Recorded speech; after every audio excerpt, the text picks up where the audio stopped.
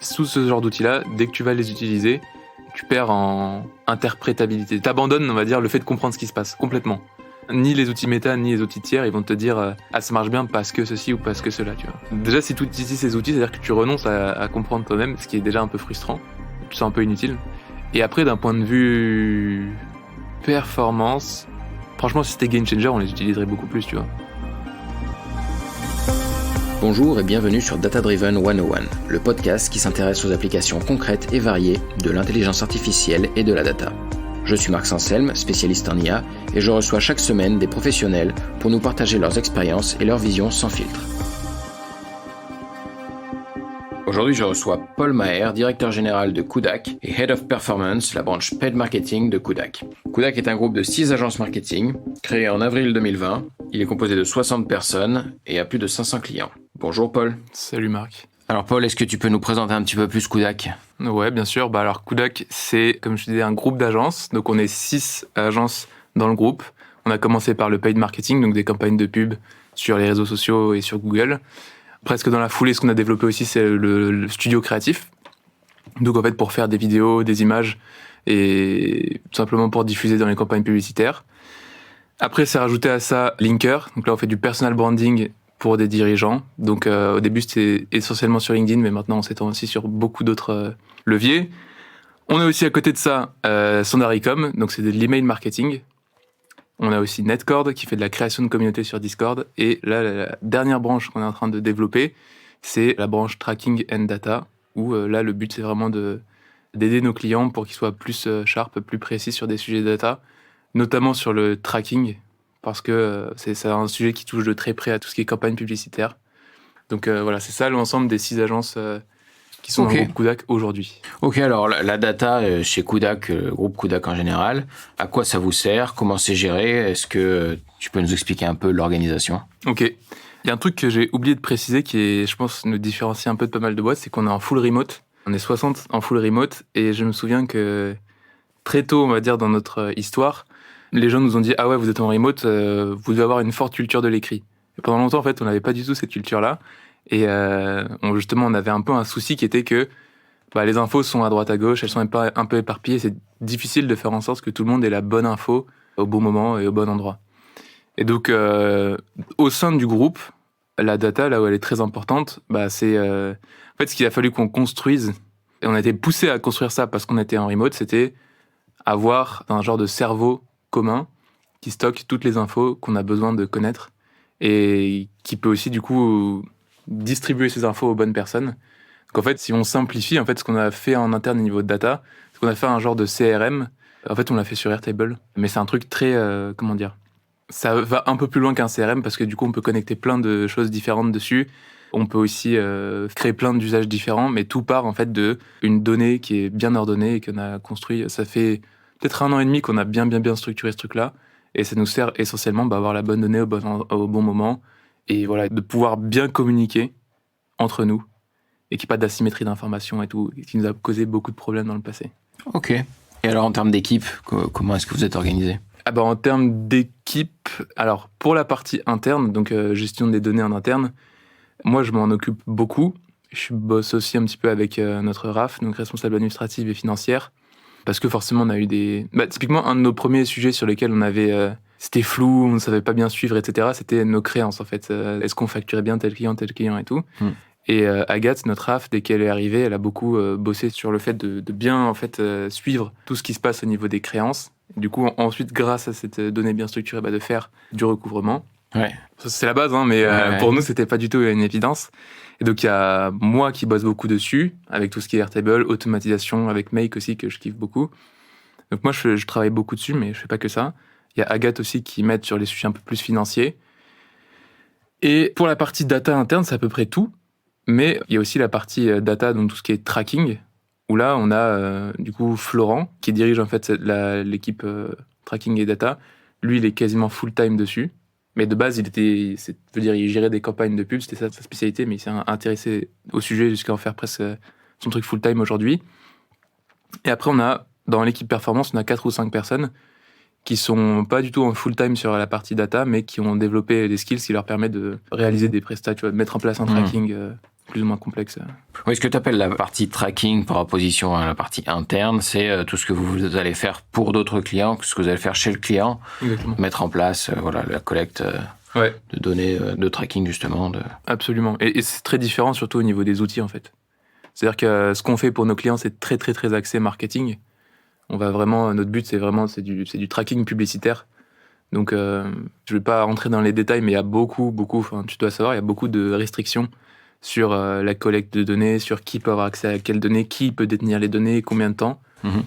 Et selon la structure qui est en place chez toi en tant qu'annonceur, tu vas pouvoir récupérer plus ou moins de données. Et en fait, si tu fais rien, tu peux avoir très très très très peu de données. Et donc, tu as intérêt à mettre en place les structures. Bon, en l'occurrence, nous, ce qu'on déploie souvent, c'est le tracking server-side. On a un serveur de tracking qui sert à ce que ce soit l'annonceur qui stocke la donnée client. Typiquement, rien qu'en ayant ça, tu vas pouvoir collecter et travailler avec beaucoup plus de données que si tu dis, je fais rien de spécial sur mon tracking, parce qu'en fait, nous, on voit dans les régies publicitaires que si on fait rien, en fait, le volume de données qu'on reçoit, il s'amenuise petit à petit et c'est un vrai problème pour... Alors, en quoi ça consiste donc de mettre un tracking server-side, concrètement ?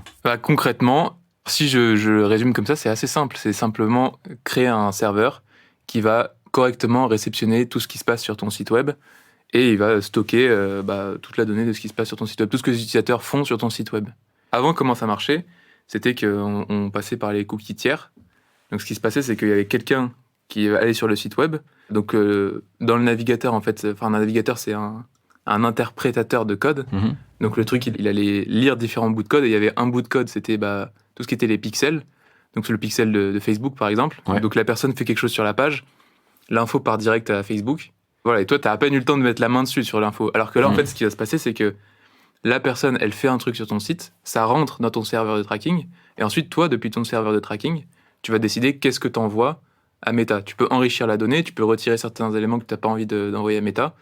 Donc, ça fait qu'en fait, d'une part, tu as une maîtrise beaucoup plus grande sur ce que tu renvoies, ce que tu renvoies pas, et d'autre part, quand tu passes par cette méthode-là, tu n'es pas soumis à des restrictions sur les cookies tiers. Typiquement, les adblockers, par exemple, si tu es en third party, donc avec les cookies qui sont dans le code du site web, et là, tu peux pas récupérer la donnée sur un adblocker parce que ça va désactiver le chargement de ces morceaux de code-là. Ils vont juste pas s'activer. D'accord. Alors que si ça passe sur ton serveur, après, tu peux l'envoyer à la régie publicitaire, genre Facebook, par exemple, et ça va fonctionner. Donc, en quoi ça consiste ? C'est simplement, on crée un serveur et en fait, on fait avec SGTM, donc Google Tag Manager Server. On fait en fait les bons ponts de données, entre guillemets. On fait en sorte que la donnée circule bien du site web au serveur et du serveur vers les régies. Ouais, donc c'est quand même pas simple. C'est quand même bien complexifié par rapport à la mise en place d'un tracking de base qui s'était, on va dire, quasiment rendu accessible à tout le monde, entre guillemets. Complètement.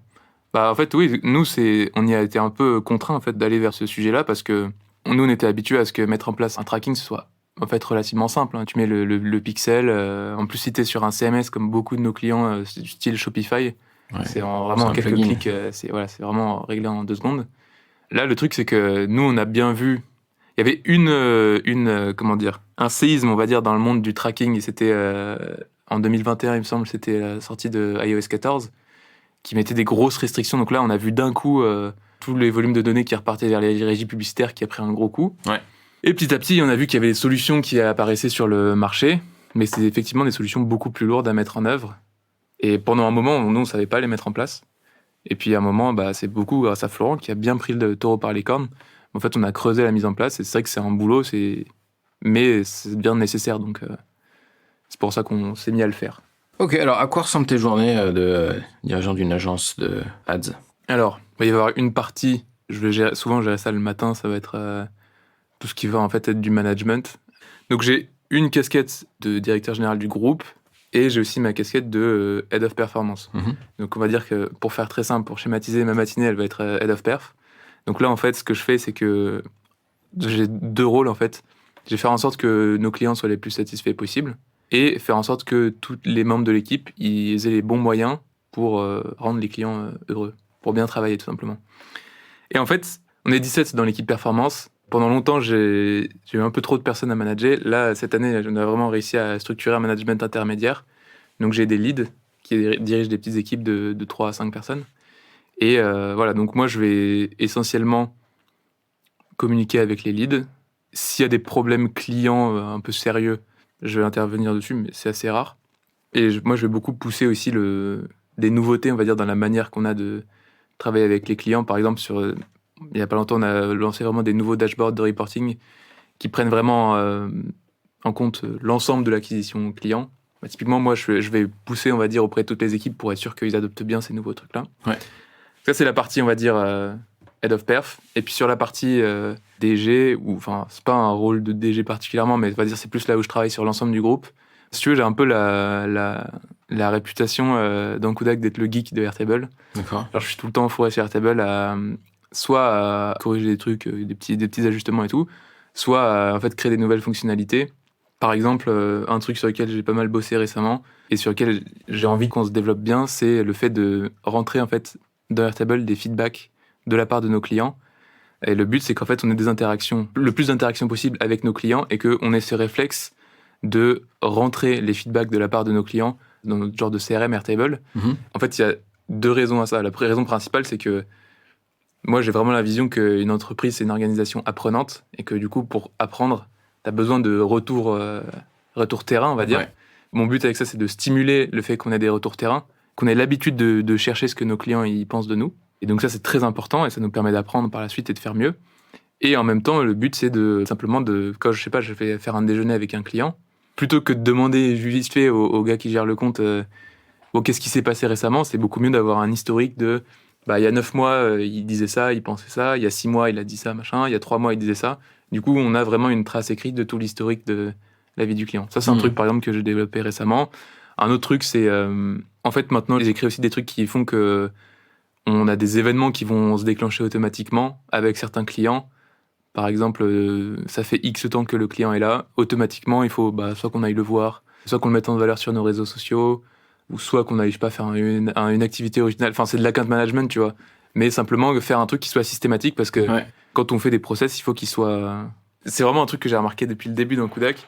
Si tu fais un process et que t'as pas de quoi le rendre pérenne dans le temps, en fait, si t'as pas des trucs qui font que ça va continuer à s'auto-entretenir tout seul, le process il disparaît et... Ouais, il est abandonné. Ouais, il est abandonné et c'est vraiment... S'il est mal conçu dès le départ ou s'il est conçu d'une manière pas systématique, il va forcément finir par disparaître. C'est qu'une question de temps avant qu'il disparaisse. Et alors ta solution, c'est de faire quoi ? Là, en l'occurrence, c'est des règles automatiques. Tu sais, je te parlais de Make.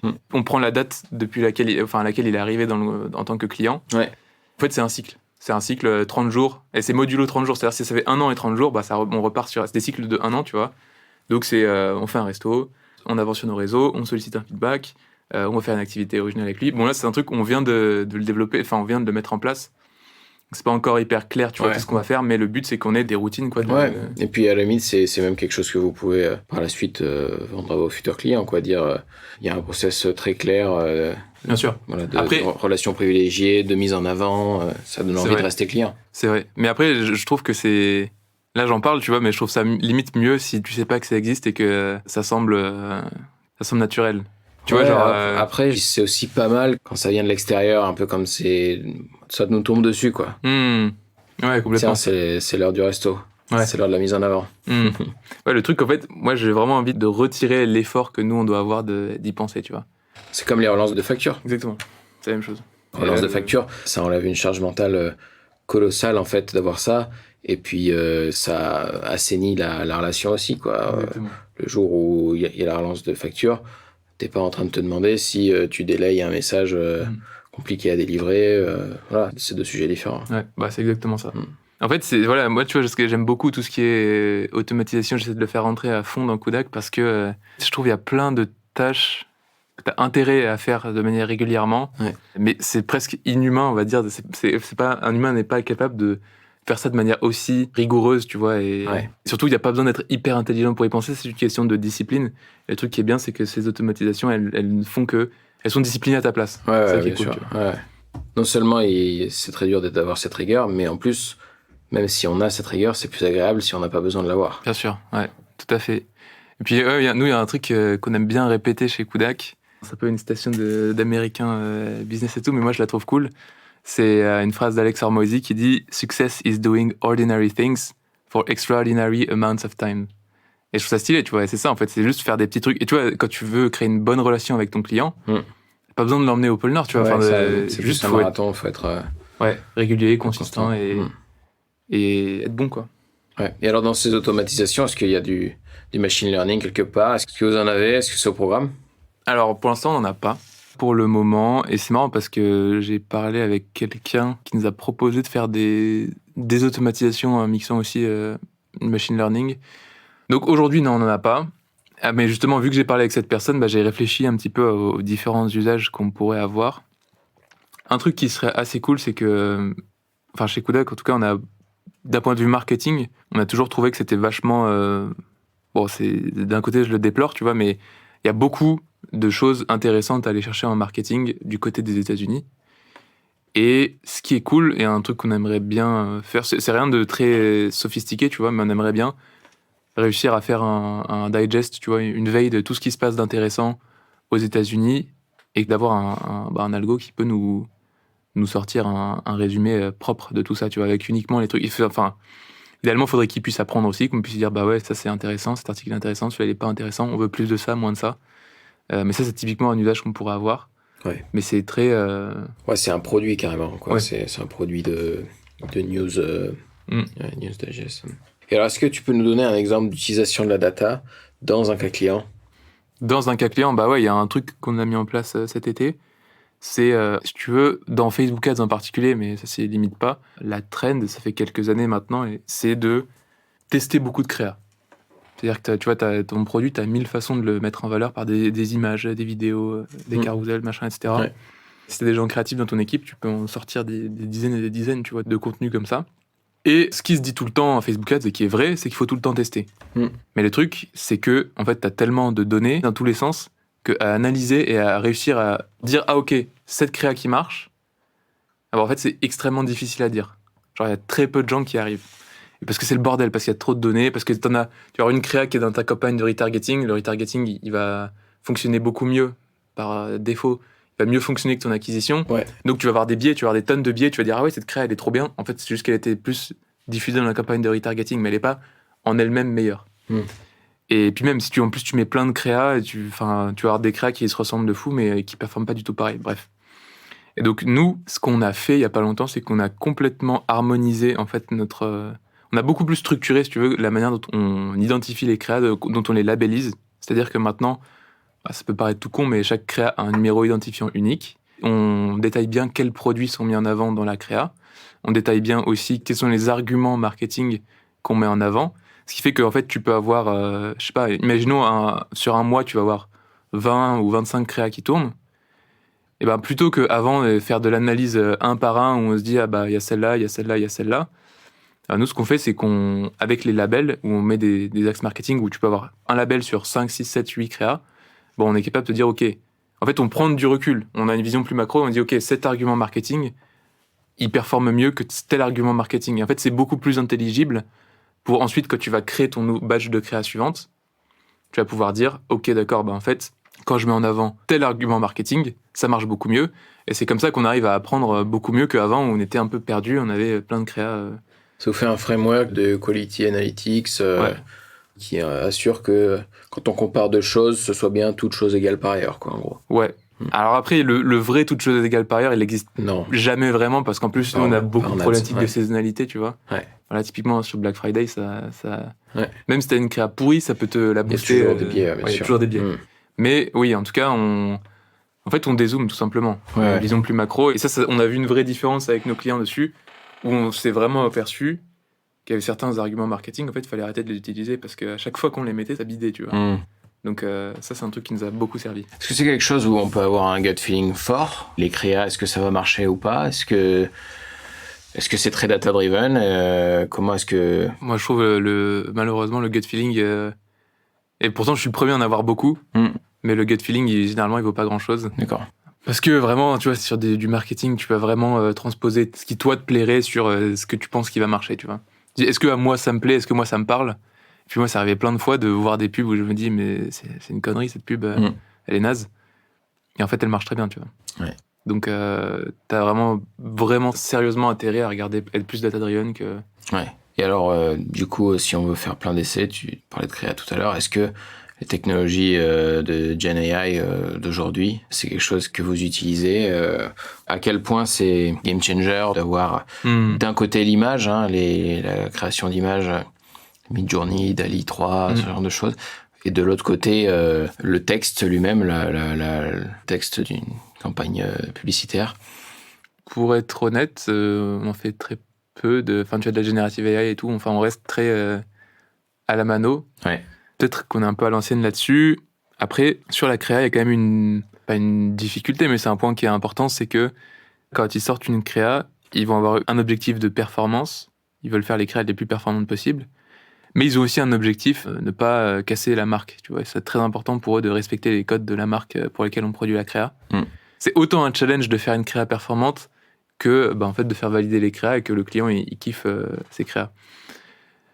Donc, je pense que ça, c'est une grosse raison pour laquelle on préfère garder les trucs à la main. Mais après, il y a t'as raison, il y a énormément d'outils qui sont apparus pour générer des variantes, même te les tester et te faire des conclusions, etc. Honnêtement, ça reste... J'en ai testé plusieurs fois, on a testé plusieurs fois un team performance, mais ça reste très messy, j'ai envie de dire. C'est très opaque, c'est pas très clair, et surtout... Ouais, c'est ça, c'est très opaque en fait. Et donc tu as un truc qui va te dire. On parle plutôt du texte là. Ça peut être des trucs où en fait t'as beaucoup d'outils où en fait ce qu'ils vont faire, c'est qu'ils vont te faire des combinaisons. En gros, la promesse c'est je vais faire 1 milliard de combinaisons de textes, de visuels, machin, etc. Et je vais te trouver le truc ultime. Mais en fait, ça accouche souvent d'un truc un peu bâtard où tu dis c'est quoi ce truc, et après tu prends un truc isolé qui t'a sorti et tu le balances en pub et ça bide complètement. Tu vois, donc t'as un peu. Okay. Et ça, c'est des trucs que même Meta essaie de pousser énormément, et pas que Meta, Google aussi. Ils te disent balance-moi tes assets et laisse-moi faire en fait. Ouais. Mets-moi 5 textes, mets-moi plusieurs call to action que je peux utiliser, etc. Ouais. Ça marche pas très bien l'optimisation de Google. Laissez la main à Google pour optimiser, ou à Meta pour optimiser laquelle des 5 créas il faut pousser le plus, etc.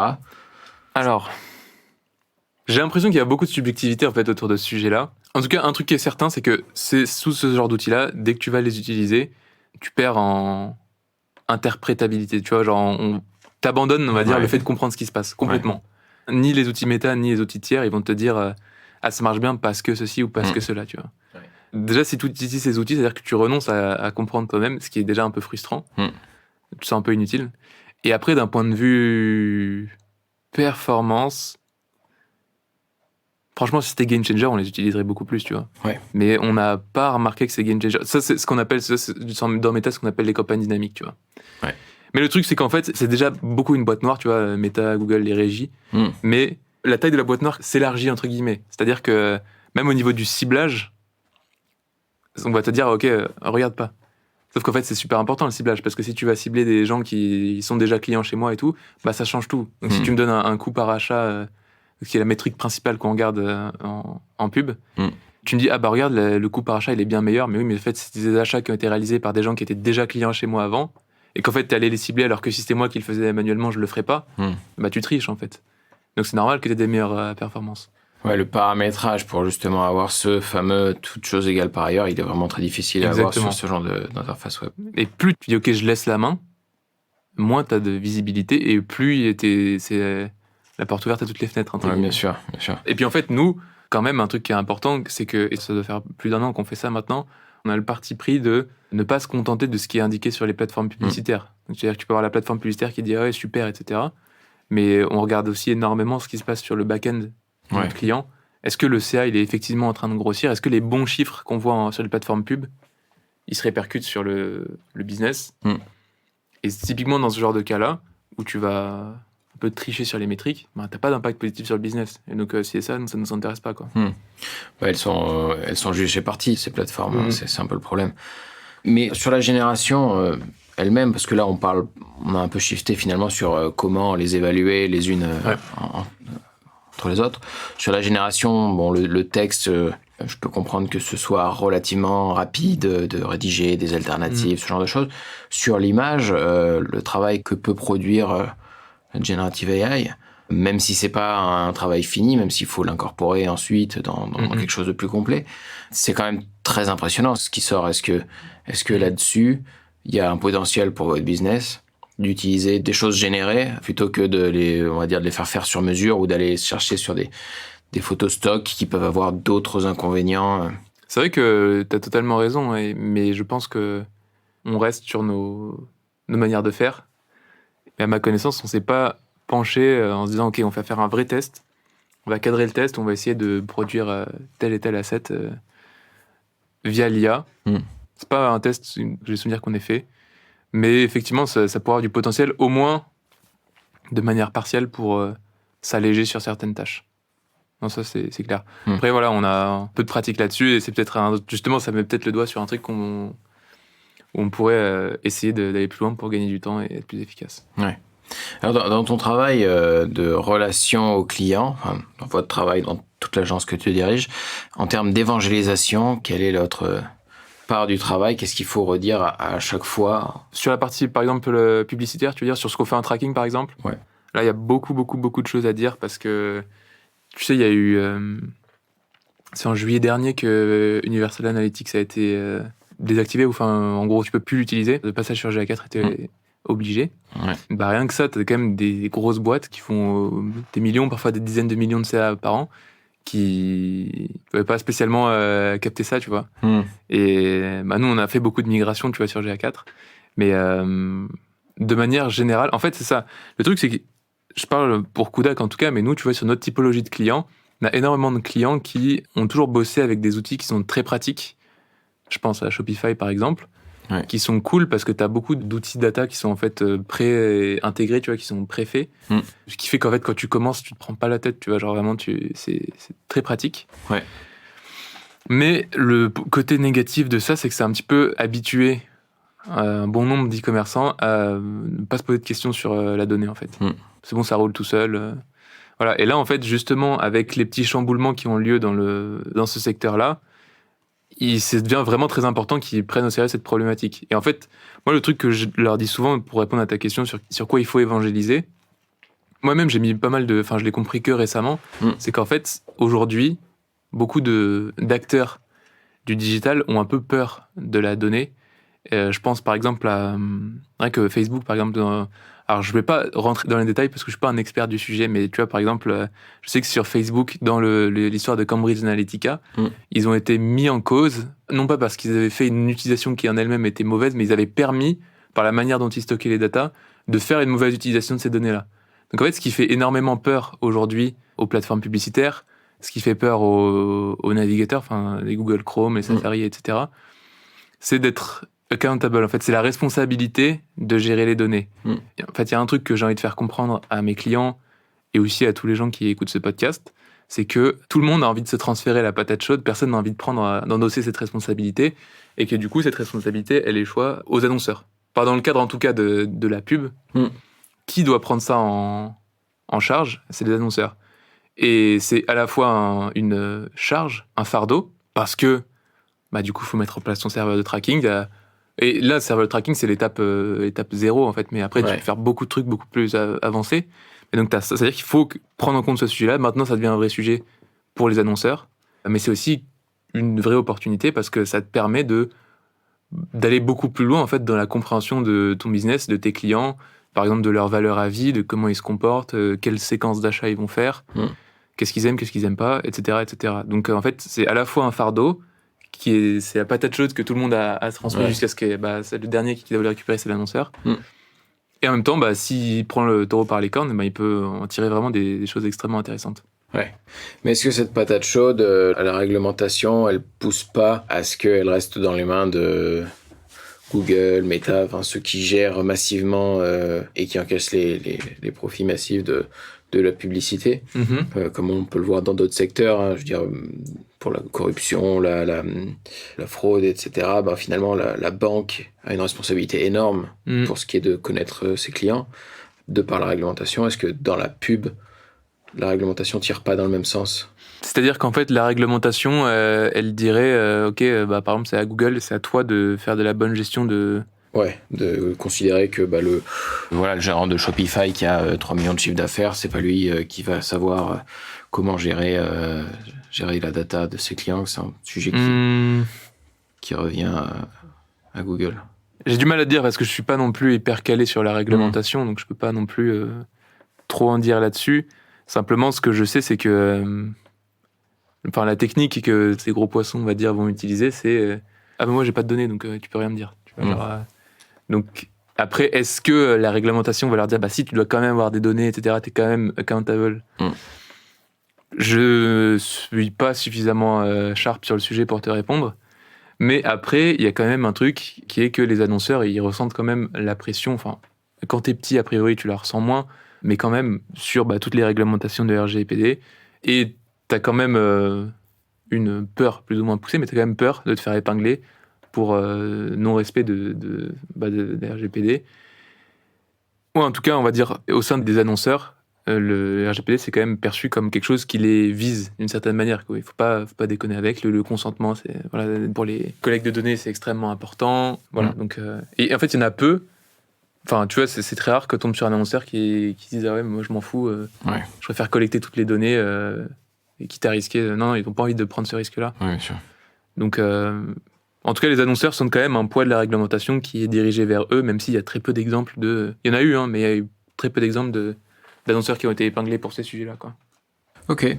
Vous faites beaucoup de com sur les réseaux sociaux chez Kudak. Est-ce que cette com est data-driven ? Si oui, partiellement oui. Comment vous gérez ? Comment vous utilisez les retours que donne la data ? Oui, elle est data-driven, mais pas avec énormément d'intelligence. C'est-à-dire que on va regarder des métriques sur lesquelles on n'est pas beaucoup plus avancé que n'importe quel créateur de contenu, je pense. C'est-à-dire que sur YouTube, on va regarder énormément les vues, la vitesse à laquelle on fait des vues. Après, il y a aussi des métriques un peu secondaires, le watch time global de la chaîne, machin, etc. Mais on va dire qu'on fait pas des analytics hyper précises, tu vois, sur comment on performe. Mais sur LinkedIn, on va beaucoup regarder les impressions, les followers. Ouais. Des trucs extrêmement primaires, tu vois. Mais... Et les retours, comment est-ce qu'on utilise Est-ce qu'on est pareil dans le no gut feeling, on en fait beaucoup et on voit ce qui marche ? Est-ce qu'il y a moyen d'utiliser un peu des boucles de feedback ? Non, sur le contenu, je pense que c'est quand même un petit peu plus... on essaie de prendre du feedback, mais après, en fait, j'ai réfléchi parce que c'est Anthony, en fait, qui gère ça, qui est très très fort chez nous. Il gère tout ce qui est montage et tout. Il fait beaucoup de contenu. Et donc là, il est vraiment en train de prendre en main ce sujet, de quoi il faut parler pour plaire aux gens. Jusqu'à présent, j'avoue que c'était très... on regardait beaucoup le feedback quantitatif et moins qualitatif. Mais de plus en plus, on a tendance à le faire. Mais ouais, on demande pas assez aux gens, en fait. Je pense aujourd'hui, on demande assez peu aux gens qu'est-ce que vous voulez voir et tout. Et puis, c'est vrai que les options pour faire ça, elles me semblent un petit peu limitées. Enfin, tu vois, genre, ok, tu peux faire des sondages. Mais ça, c'est un truc que Théo, par exemple, mon associé, fait énormément, des sondages. Mais des sondages sur Insta, souvent. Ouais. Mais bon, en soi, ce n'est pas inintéressant non plus, tu vois. Bon, voilà, c'est pas un truc hyper scientifique. Non. Mais bon, ça fait le taf quand même. Quand tu te poses une question, t'as envie d'une réponse rapide, ça fait le taf. Quoi. Ouais, bien sûr. Alors, est-ce que tu as une opinion sur la data à nous partager ? Je pense, quel que soit le taf qu'on fait, c'est extrêmement important de bien maîtriser, si ce n'est les outils data, au moins genre de bien comprendre comment ça fonctionne. Un truc qui pour moi est extrêmement important, ça vaut pour tout ce qui est data, mais c'est aussi très important dans tout ce qui est travail de manière générale, c'est que la manière de penser input-output, c'est extrêmement important. Même si tu fais pas de data, c'est un truc qui est extrêmement important. Et ce que tu veux, c'est toujours minimiser les inputs et maximiser les outputs. Et donc ça, c'est un truc qui, je pense, est extrêmement important. Quand on fait de la data, c'est un truc qu'il faut toujours avoir en tête. Par exemple, sur le genre de CRM qu'on a fait en interne, j'ai vraiment fait en sorte qu'il y ait l'input minimal possible de la part des équipes et tout, qu'ils aient vraiment le moins de trucs à faire possible et que tout se génère automatiquement. Et ça, c'est hyper important, je trouve. Pour l'adoption générale et pour avoir des process qui durent dans le temps. Parce que plus tu as d'input, plus tu vas avoir besoin de travail pour que le process il reste valable. Plus en fait, il va très vite s'essouffler. Et voilà. Si tu as juste un truc à faire par mois, en fait, tu peux le faire pendant des mois, ça te pose aucun problème, quoi. Alors, c'est quoi le futur de la data chez vous ? Quels sont les chantiers ? Ah bah là, il y a beaucoup de trucs. En interne, je pense que pas faire de trucs révolutionnaires. Par contre, côté tracking et data, là, il y a beaucoup de choses qu'on est en train de mettre en place. Donc, au début, ce qu'on faisait, c'était on faisait des setups de tracking très simples, et puis on faisait des migrations aussi sur GA4. Bah là, maintenant, du coup, on est bien à l'aise sur tout ce qui est création de serveurs de tracking et le renvoi vers toutes les plateformes pertinentes. Maintenant, notre prochain gros sujet, ça va être de pouvoir prendre des chantiers plus gros. C'est-à-dire, c'est beaucoup tout ce qui va être... je te parlais de pipeline de data, ou... alors, je vais peut-être pas très bien en parler, mais en fait, nous, ce qui est vraiment important, c'est qu'on arrive à mettre en place en fait, des systèmes qui vont collecter la data de plein d'endroits différents, qui vont ensuite le rassembler dans un système de base de données, tu vois, genre à la BigQuery, etc. Ouais. Et qui ensuite va être capable de les dispatcher aux bons endroits. Et c'est ça, en fait, les prochaines choses qu'on a envie de construire, c'est vraiment capable d'accompagner à 100% de A à Z le client sur toutes ces données, qu'il en ait une très bonne maîtrise, et aussi qu'il soit capable de l'exploiter le mieux possible. C'est un truc qui est extrêmement important, je pense, d'un point de vue marketing, parce que, tu sais, je te parlais du CPA tout à l'heure, qui est une des métriques qu'on regarde le plus, c'est le coût par achat. Ouais. Sauf qu'en fait, il y a un truc à prendre en compte, c'est qu'un achat d'un nouveau client, ça a beaucoup plus de valeur qu'un achat d'un ancien client. Et donc nous, le truc qu'on développe énormément en ce moment, c'est technique, il y a plus de subtilité, on va dire, qu'il n'y paraît au premier abord. Le truc qu'on développe énormément, c'est le first time purchase. Et ce qu'on veut, c'est que le budget marketing qui nous est confié, il serve à faire du first time purchase. Parce que c'est ça qui crée vraiment de la valeur pour les annonceurs. Et même à terme, ce qu'on veut et qu'on a commencé à faire sur certains clients, on arrive à le faire, mais on galère à le faire à scale, parce qu'il y a plein de particularités à chaque fois, c'est optimiser des campagnes de pub au premier achat. Donc en fait, ce qu'on a envie de dire aux algos publicitaires, c'est nous, on veut des nouveaux clients. Et on veut que des nouveaux clients. Et si c'est pour revendre à quelqu'un qui a déjà acheté, en fait, ça n'a aucune importance, quoi. Et donc en fait, ce qu'on aimerait faire, c'est des campagnes de pub où on va pas regarder le CPA, on va regarder le CAC, le coût d'acquisition. Et c'est ça, à la fin, qui a de la valeur. Et pour tout ce qui est tout le reste, pour tout ce qui est vendre à des clients déjà existants, pour tout ça, ça tombe bien, on a Standard.com qui fait le mailing et tout, qui est beaucoup plus important, beaucoup plus rentable, en fait. Et voilà, t'as pas besoin de donner de l'argent à Google ou à Facebook pour faire acheter une nouvelle fois à tes clients. Voilà, donc nos chantiers, c'est vraiment d'être capable de prendre en charge toute la data de nos clients pour leur faire mieux rentabiliser tout l'argent qu'ils investissent en pub. Ok. Qu'est-ce que tu voudrais entendre dans un prochain épisode de Data Driven 101 ? Qu'est-ce que je voudrais entendre ? En fait... Qui ? Qui ? Il y a quelqu'un à qui on doit beaucoup au niveau data parce qu'il nous a appris beaucoup de trucs, c'est Romain Trublard, je sais pas si tu le connais. Il est très très fort sur justement la data axée marketing. Et lui justement, il me semble que c'était un ancien traffic manager et qui s'est vraiment buté sur le sujet de tout ce qui est tracking, pipeline de données et tout. Et aujourd'hui, c'est un des mecs en France qui est le plus technique sur ces sujets-là. Je pense que c'est quelqu'un qui a beaucoup de choses à apprendre. Après, voilà, il a une expertise, je pense, qui est très technique. Mais c'est quelqu'un de très fort dans son domaine, ça fait aucun doute. Eh bien, merci beaucoup. Un plaisir. Vous venez d'entendre Paul Maher, directeur général du groupe Kudak, sur Data Driven 101. Si vous avez aimé et que vous voulez nous soutenir, n'hésitez pas à vous abonner, à liker et à partager. Dans le prochain épisode, je recevrai Ismaël Goulani, cofondateur et CTO de Modeo, pour nous parler de mise en place de plateformes de données. À très vite.